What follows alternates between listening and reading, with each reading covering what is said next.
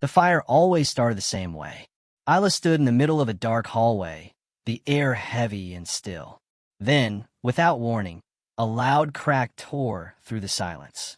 Flames burst out from the walls, spreading like hungry hands reaching for her. The heat grew fast, too fast, like the whole world wanted to burn. She could hear people screaming somewhere behind her, their voices echoing in the smoke-filled air. She tried to run, but her legs felt slow, trapped in the thick heat. The wooden beams above her groaned and shook. Sparks rained down like angry stars.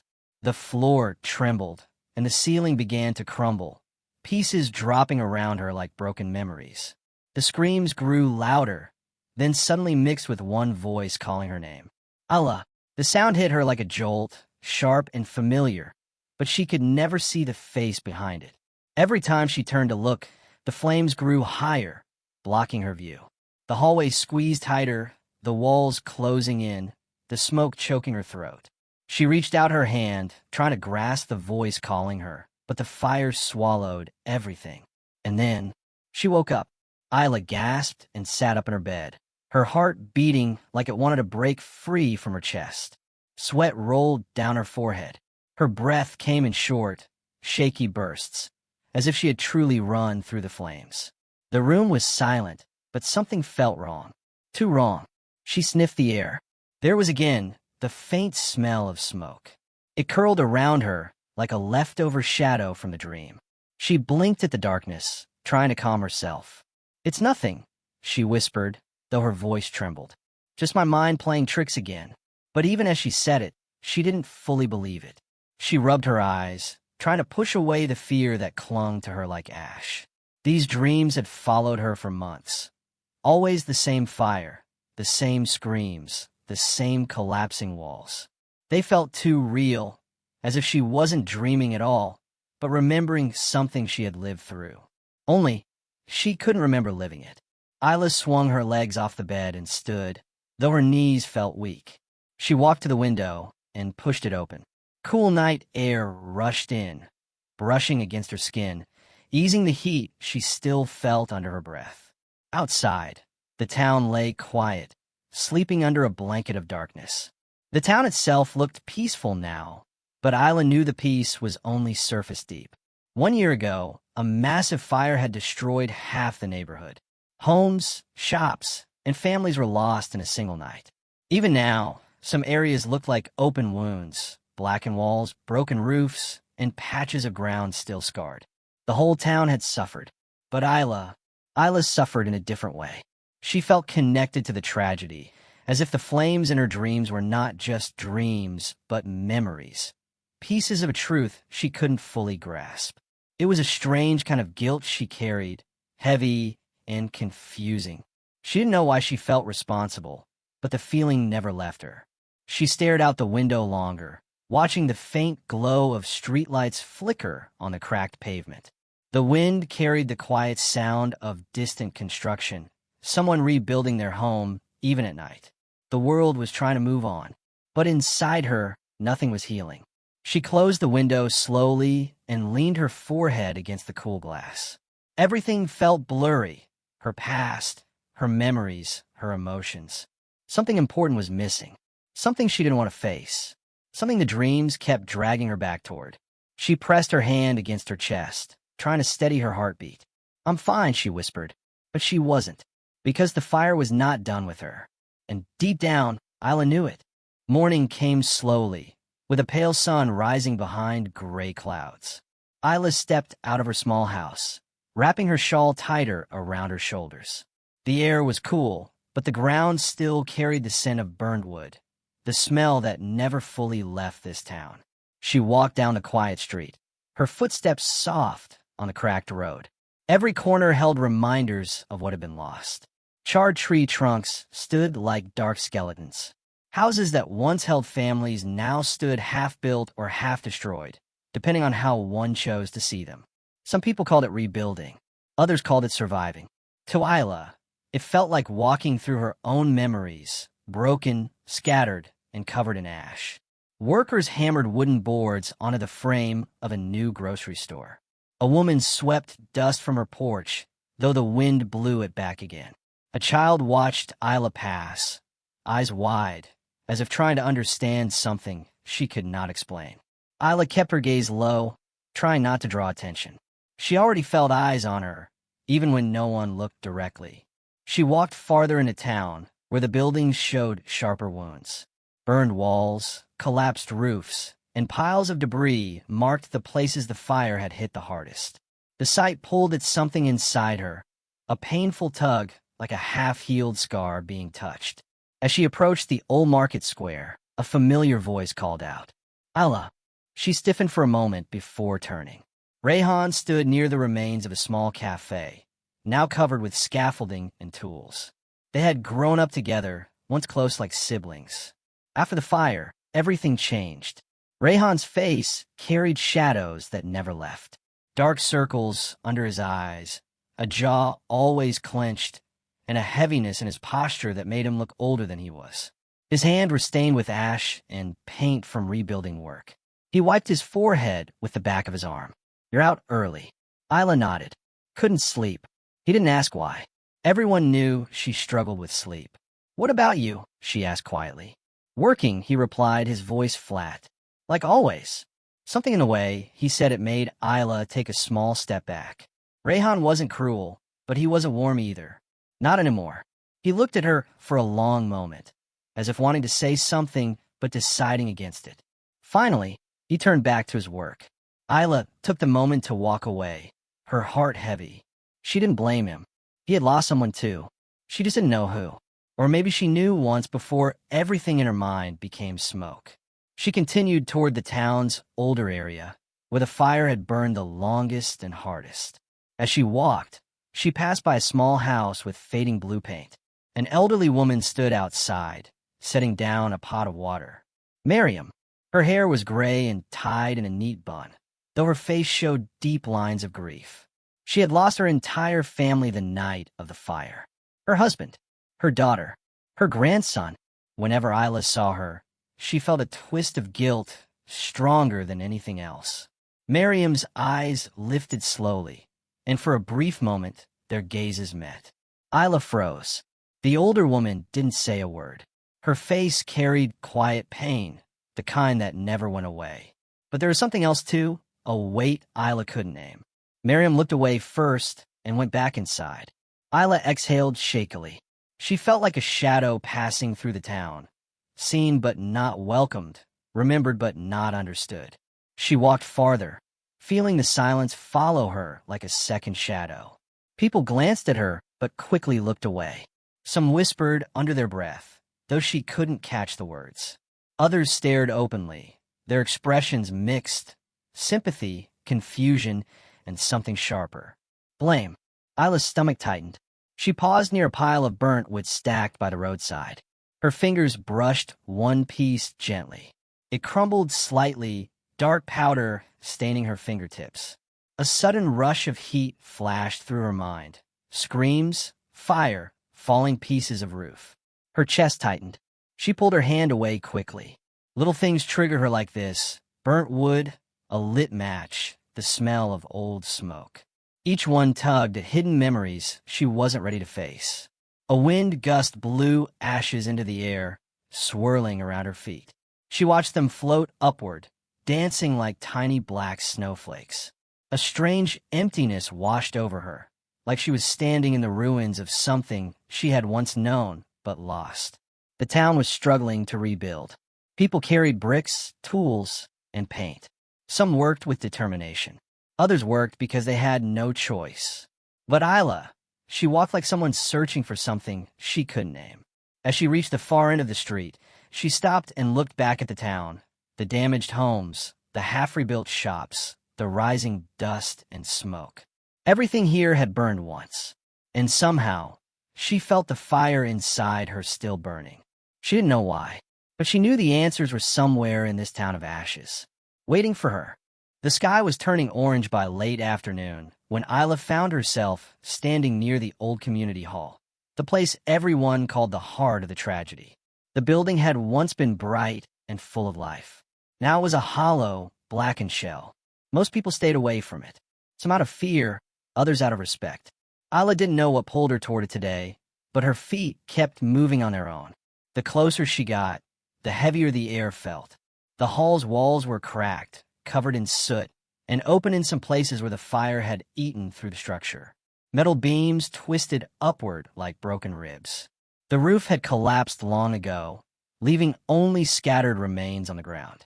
Isla stepped through the crooked entrance, her heartbeat echoing in her ears.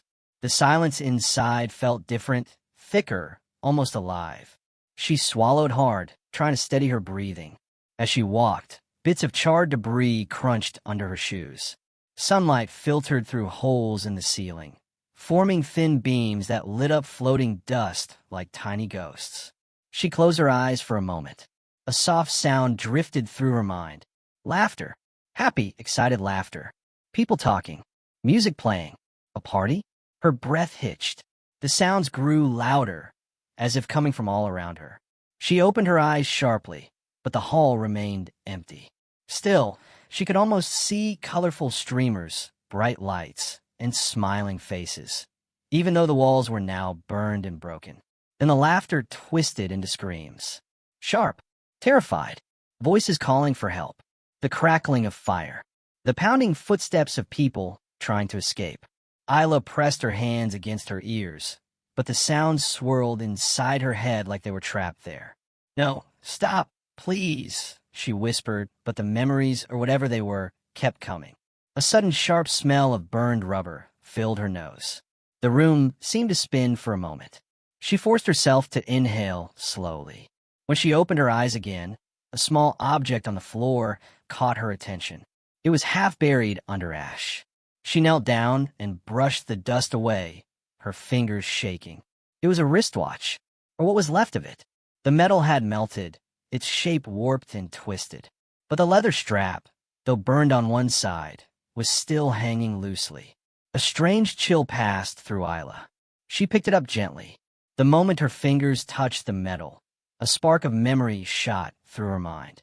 Someone grabbing her hand, a voice yelling her name, the sensation of being pulled. Her breath trembled. Who? Who are you? She whispered to the silent hall, as if expecting the memory to answer. But only the wind replied. She closed her hand around the watch and stood up, her legs unsteady. The air felt colder now, heavier. Suddenly, footsteps approached from behind. Isla. She spun around quickly. Rayhan stood in the doorway, his expression tight and unreadable. His clothes were dusty, as if he had come straight from work. But his eyes, they were sharp, almost accusing. What are you doing here? He asked, taking a few steps forward. Isla swallowed. I thought maybe I'd remember something. Rayhan's jaw clenched. Why? You never talk about that night. You never ask. You just walk around like it didn't happen. His words stung, even though she knew he wasn't trying to be cruel. He was hurt. Still hurting. I don't remember, Isla whispered, her voice shaking. I try, but everything is blurry, like my mind is hiding something from me. Rayhan stared at her, his eyes darkening. Maybe it is. She looked at the wristwatch in her hand. I found this.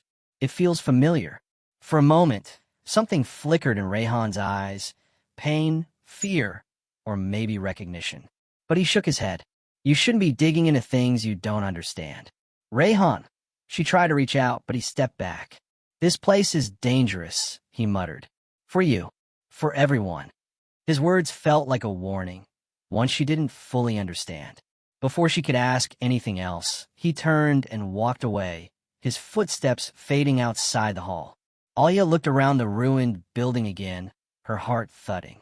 Questions swarmed her mind, louder than ever. Why did Rayhan look scared? Why did the watch feel familiar? Why did she hear voices that felt like memories? She wandered deeper into the hall.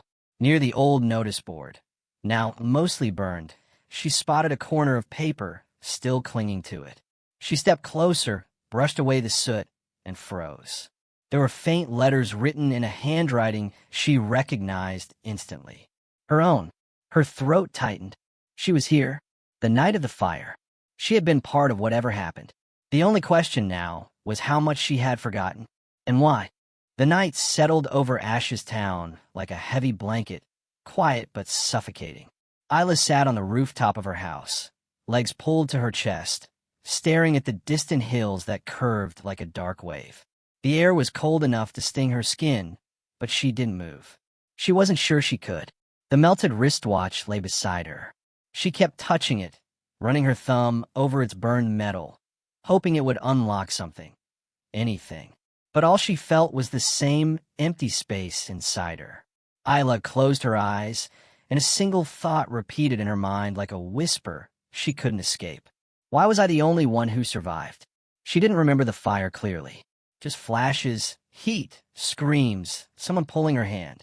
But sometimes, late at night, she felt the weight of those lost lives pressing against her chest, squeezing until she could barely breathe.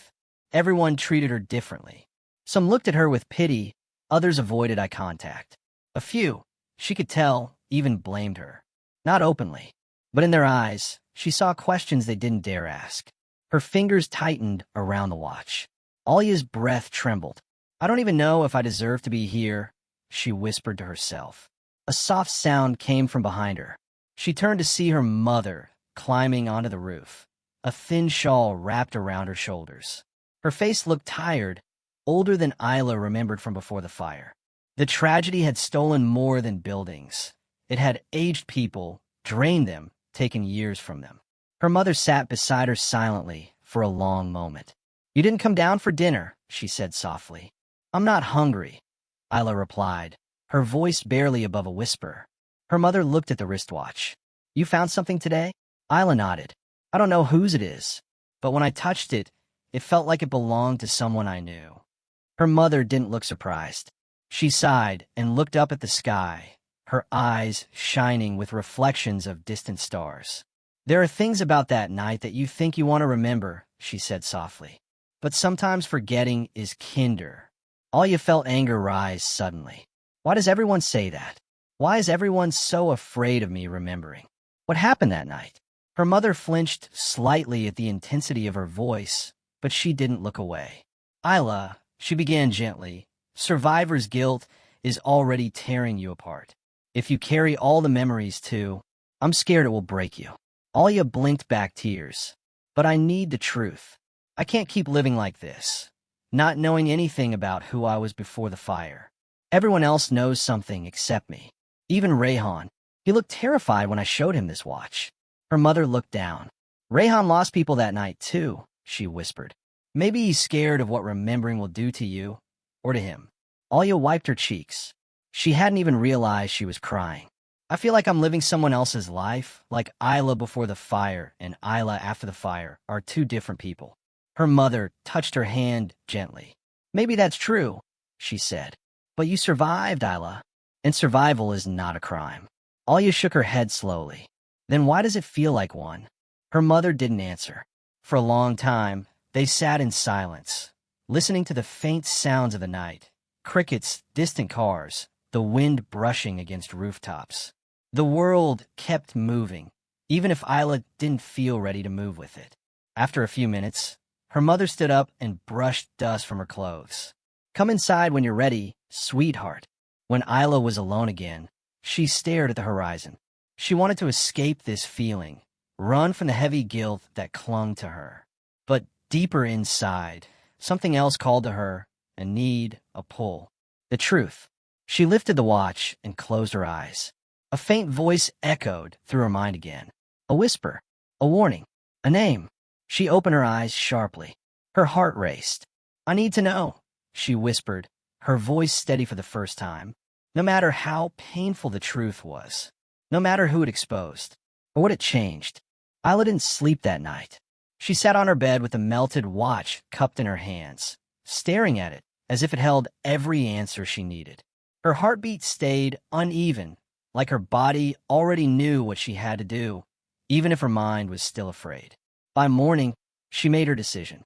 Rayhan would tell her the truth, or she would force him to. The streets looked washed out under the pale sunlight as she walked, her steps quick but shaky. Ash's town always felt different in the morning, quiet, soft, almost gentle. But underneath that calm surface, Isla felt something dark shifting, like the town itself was holding its breath. She reached the small mechanic shop where Rayhan worked. The metal shutters were half open, and she could hear tools clinking inside. She stepped in, the air smelling of oil and dust. Rayhan stood near a workbench, wiping grease from his hands. When he looked up and saw her, his smile froze halfway. His eyes flicked to her hands, to the watch she wasn't hiding. "Allah," he said slowly. "You're early."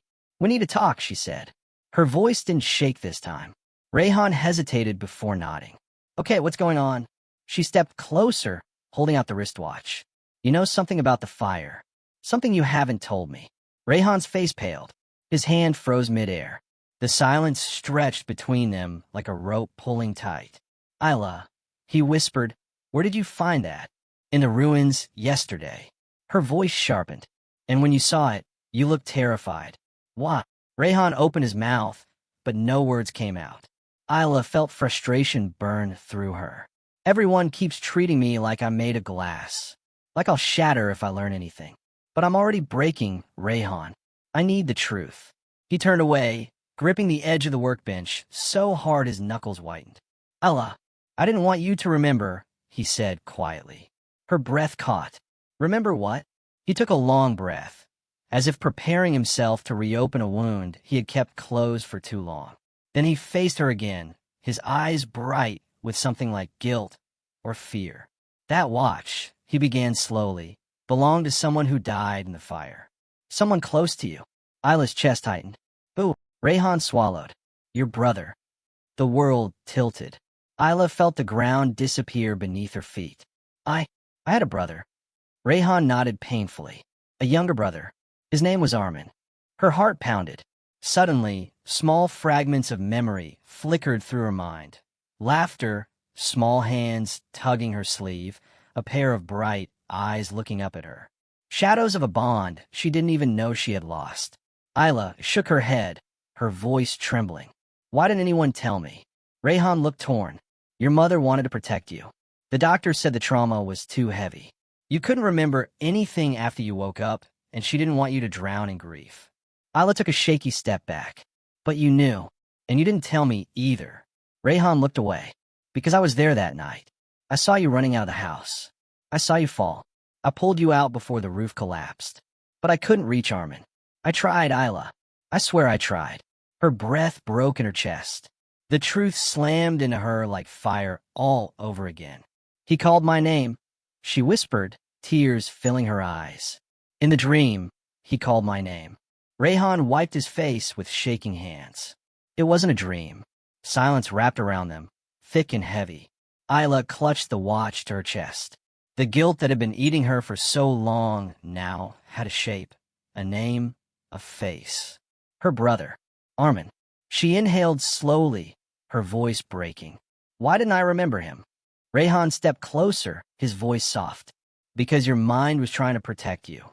But now, you're strong enough to face it." Isla lifted her tear-filled eyes to him. "Then help me remember everything," she said. Rayhan nodded, his voice steady despite the pain in his eyes. "I will, even if it hurts, even if it changes everything." The world felt different after the truth. Isla walked home slowly, the melted watch clutched tightly in her hand. Every step felt heavy, as if the ground itself resisted her movement. The sky had turned gray, thick clouds gathering as if a storm was forming just for her. Armin, her brother, a name she should have known her whole life. Now it felt like an echo returning from a place she had abandoned without meaning to. Inside her chest, the storm raged, a mix of confusion, grief, anger, and something she didn't want to name because it hurt too much. As she walked past the burned remains of old houses, she could almost hear voices, children playing, families laughing, her mother calling her, and a younger voice calling too.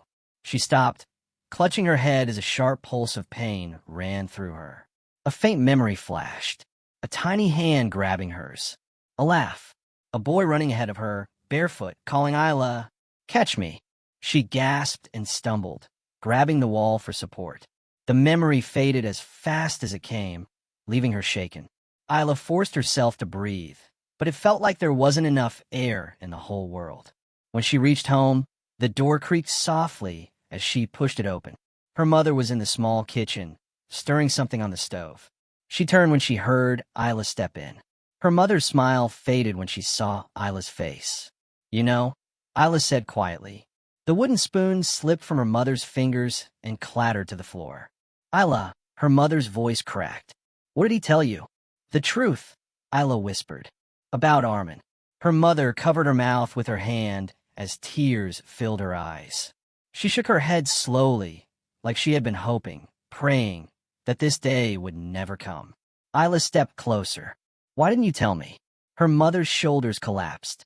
She leaned against the counter, trembling. Because you were broken when you woke up, she whispered. You screamed for weeks without knowing why. You couldn't breathe. You couldn't sleep. The doctors said remembering would destroy you. Isla felt something inside her twist painfully. But hiding it from me destroyed me too, she said softly. Her mother buried her face in her hands, crying silently. Isla stood there, frozen between anger and compassion. She wanted to yell, to cry, to ask 1,000 questions. But all she could manage was, he was my brother. Her mother nodded, wiping her tears. You loved him. So much. You used to protect him from everything. You were his whole world. Isla's throat tightened. She turned away, unable to face the storm of emotions rising within her. Why can't I remember him? She whispered. Because the mind does strange things when it's hurt, her mother said softly. It closes doors to keep you alive. Isla shook her head.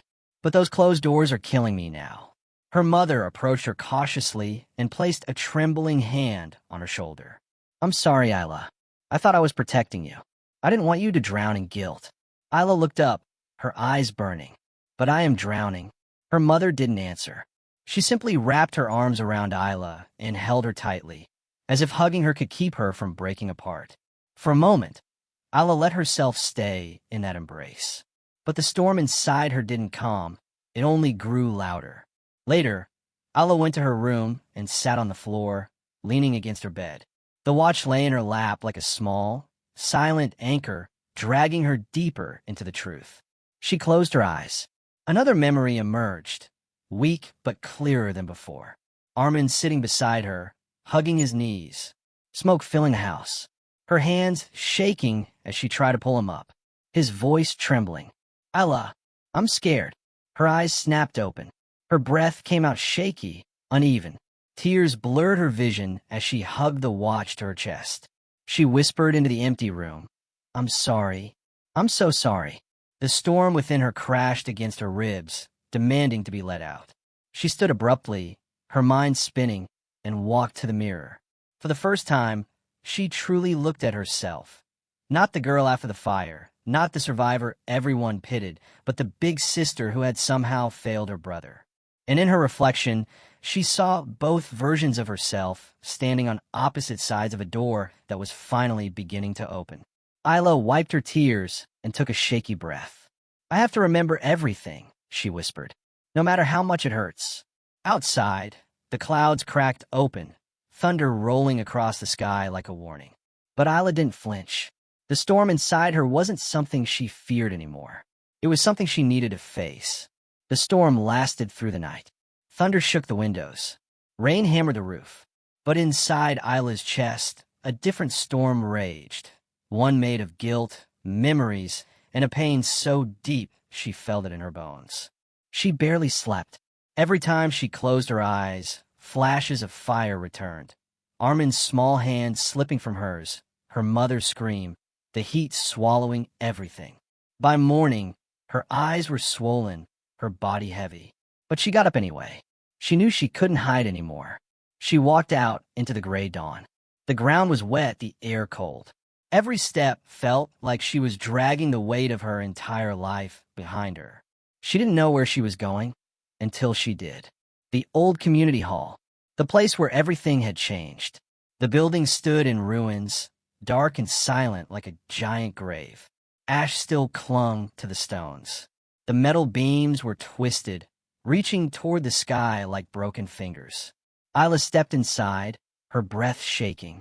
The smell hit her first, burnt wood, wet ash, and something older, something that felt like grief trapped in the walls.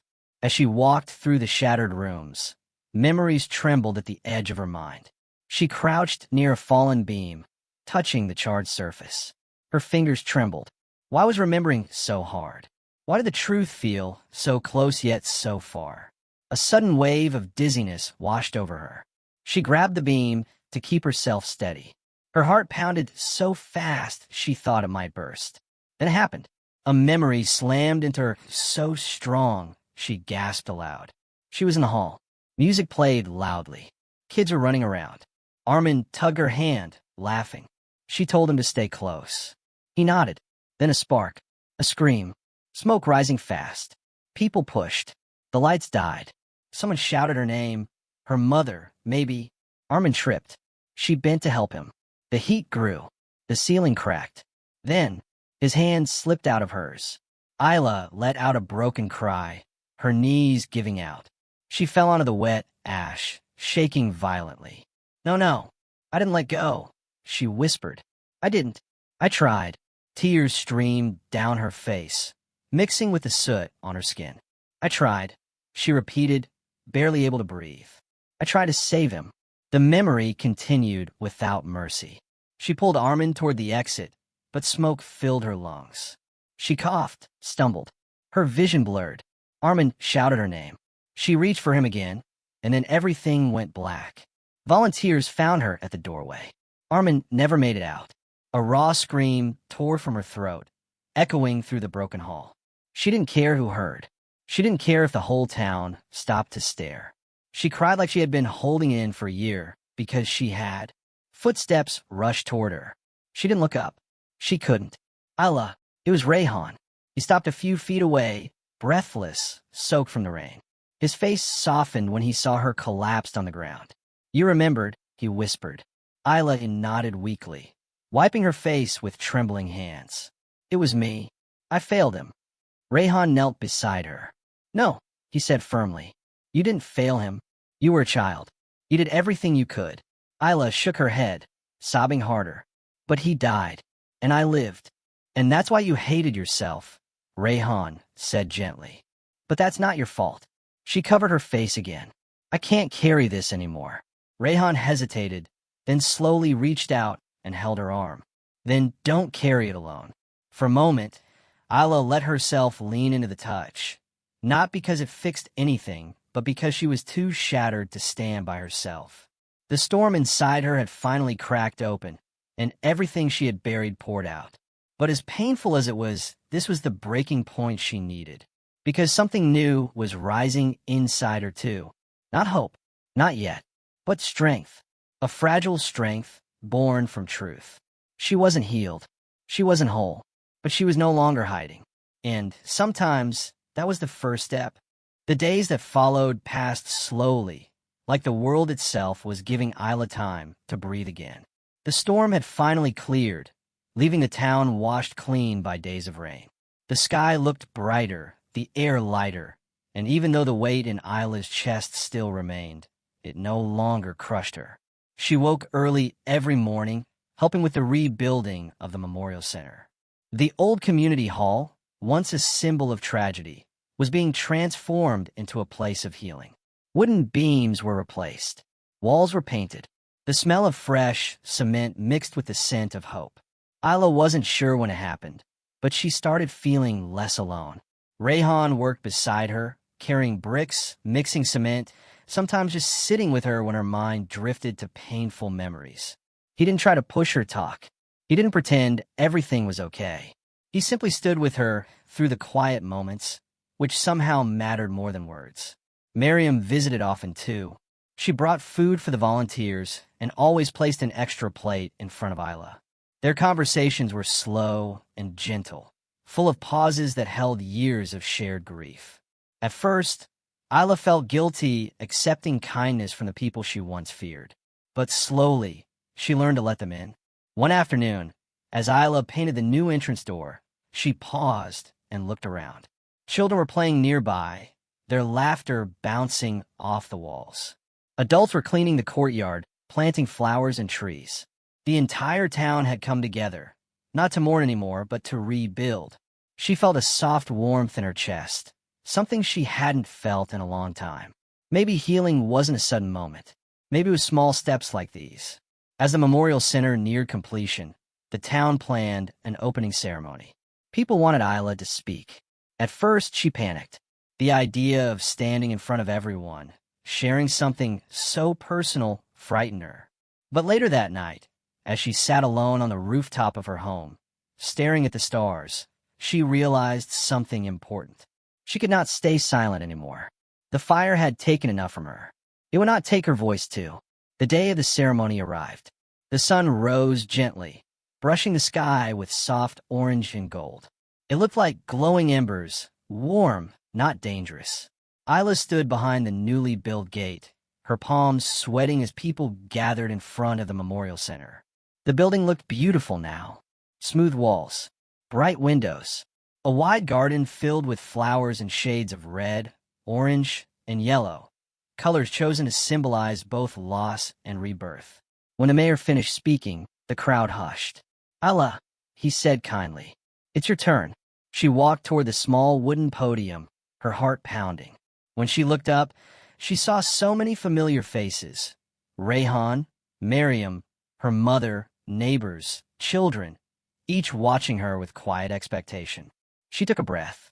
"My name is Isla," she began softly, her voice trembling. "Some of you know my story. Some of you know it better than I do." A few people lowered their heads. "For a long time," she continued, "I lived with guilt I didn't understand. I thought I was running from the fire that took so much from all of us. But really, I was running from myself." The crowd listened in complete silence. "I lost my brother that night," she whispered. "I don't remember everything, but I remember enough now to know I didn't let go. I didn't leave him. I tried, and so did all of you." She paused, wiping a tear before it fell. "We survived," Isla said, her voice steadier. "Not because the fire spared us, but because we held on to each other. This place, this new center, is not just a memorial for those we lost. It's a reminder of the courage they showed, the courage we must carry forward." She took a slow breath. "I hope this place becomes a home for healing, for learning, for remembering, and for rising again." She stepped back, her heart full and aching, but for the first time, the ache didn't feel like a wound. It felt like something growing. The crowd applauded softly at first, then louder, until the entire street echoed with warmth and support. Isla felt her throat tighten, not with fear, but with gratitude. Rayhan walked up and placed a comforting hand on her shoulder. "You did good," he whispered. Isla smiled weakly. "Thank you for everything." "You don't have to thank me," he replied. "We're all rising together." Later that evening, Isla walked alone to the cemetery. The air was cool, the wind gentle. She stopped in front of Armin's grave and knelt down. For a moment, she said nothing. Then she closed her eyes, letting the memories settle naturally instead of forcing them. "I remember you," she whispered. "Maybe not everything yet, but enough. Enough to carry you with me." A soft calm washed through her. "I'm not scared anymore," she said. "And I promise, I will live the way you would have wanted, bravely, with love." As she stood, a gentle breeze brushed her face, warm like a touch. She didn't know if it meant anything, but it comforted her anyway. That night, Isla dreamed again.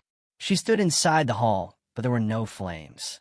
No smoke, no screams, just light, soft, golden light rising all around her like a new dawn. When she woke, her heart felt light, her breathing steady. She walked outside just as the sun rose, painting the sky in colors of fire, orange, red, and gold. But this time, the fire didn't scare her. It guided her. Isla took a deep breath and stepped forward. She was ready. She was rising.